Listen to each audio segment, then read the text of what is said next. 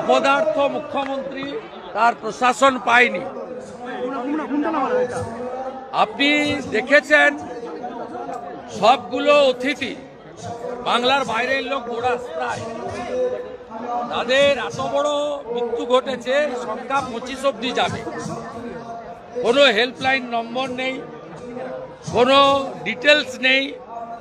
পুরো সরকারটাকে দীঘাতে তুলে নিয়ে এসছে, মাংস মাছ খাচ্ছে, চটি পরে সাংস্কৃতিক কেন্দ্রকে মন্দির বলে চালাচ্ছে। এ পাপ রাখার জায়গা নেই।